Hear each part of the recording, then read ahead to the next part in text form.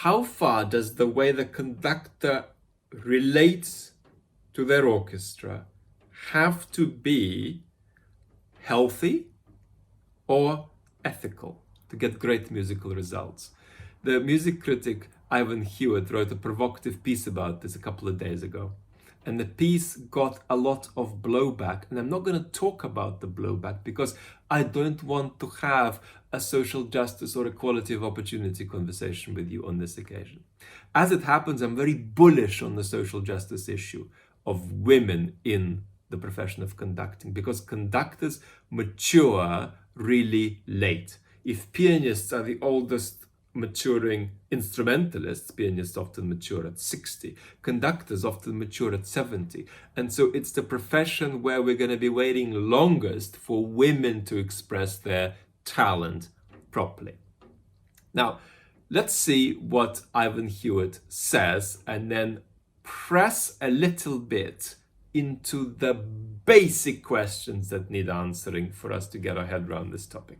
Now, it's not an objection to Ivan's piece if it doesn't answer these basic questions, because it's a short piece, and the point of a piece like that is to provoke, to stimulate, to bring enjoyment, but also to dispense a certain kind of micro public intellectual duty, which is about seeing where people are going off a little bit in the wrong direction, at least according to the views of the author, and then pulling them with a little excess in the opposite direction just to get them back and rebalanced. That's a very healthy role of anybody engaged in any kind of public intellectual duty. And it's a role that is manipulative but can actually be done ethically.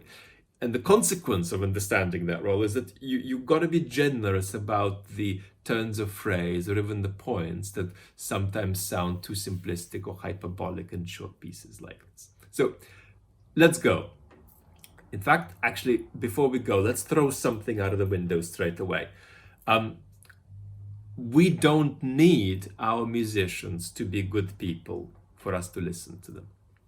If you made me draw up a list of the greatest performing musicians of the past century, the list would probably be 30 to 50% asshole and 50 to 70% non-asshole. And I would be terribly against anybody taking the assholes away from me.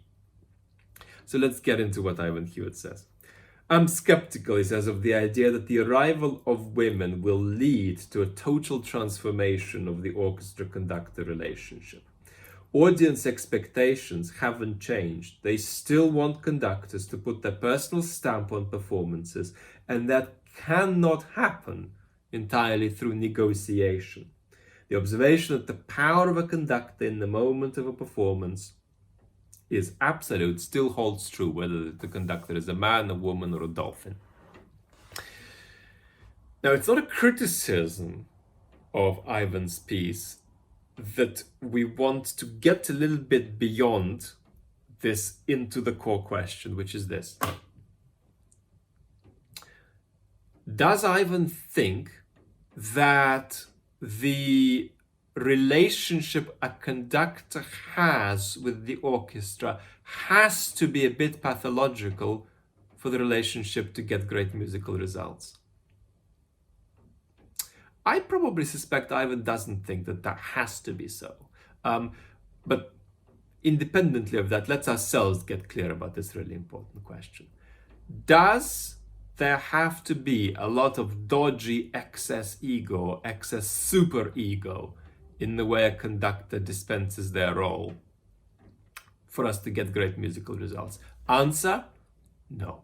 It can be a completely benign process. Look at somebody like Edwin Fischer, who got extraordinary results with orchestra musicians and ensemble musicians.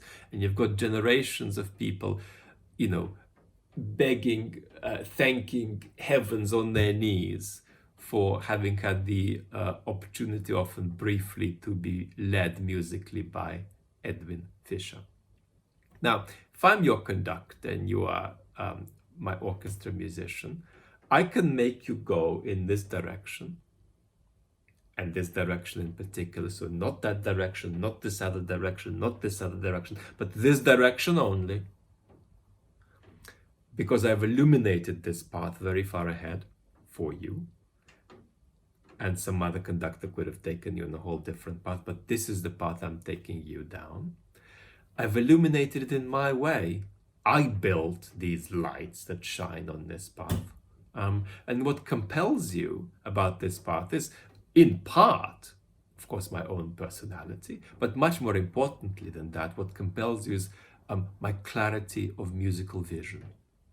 You're compelled to go down that path because I've illuminated it so far down for you. You can see 3 kilometers ahead. Other paths are available to you, but you can only see a few hundred yards ahead on them. So you want to go down my path.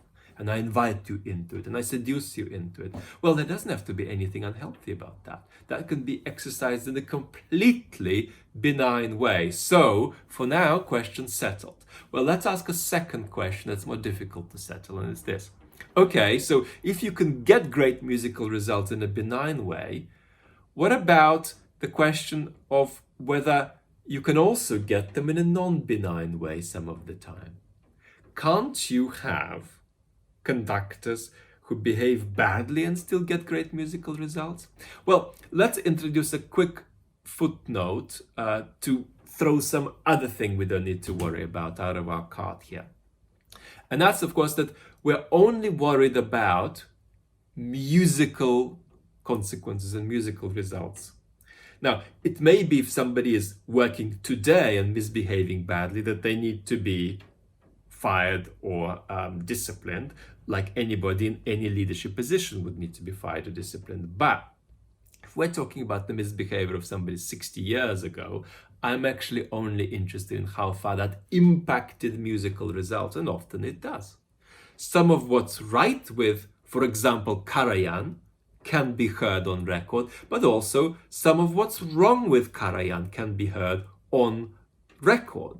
The musical results Karajan left for us are contaminated with some of what was wrong with Karajan's relationship with his musicians. A lot of what we hear with Karajan are big marble columns of sound that say more about Karajan, that have a Karajan stamp on them, and don't give us the particular individuality that the composers he performed and the pieces he performed sometimes appropriately asked. So this is an unfair exaggeration, but it's not entirely true. And it's not entirely untrue to say that Karajan was the McDonald's of high-end musical production. He stamped all these things with these marble columns that very often had very little to do with the pieces and what the pieces asked. So let's throw this out of the window. We've basically said we're only interested in musical results. Now, can you get musical results by bad means? I think so, yes. But rather than having this long conversation now, let's park it by looking at a very important thing that Freud thought about this sort of topic in general. And it's something that Freud's not given credit for thinking by our pop misrepresentations of Freud. And Freud said, I'm trying to remember now, I'll put the quote up, that when you are dealing with great human achievement, you can't put neurosis or pathology to the foreground. In other words, when somebody is producing something that is a great thing to give, a great thing to make, what it takes for them to make it becomes less neurotic and less pathological. Now, this doesn't answer the second question that we've asked about how far you can get great musical results by non-benign and pathological means, but it does set us up for some of the way that conversation might go another time. Leave me a comment below.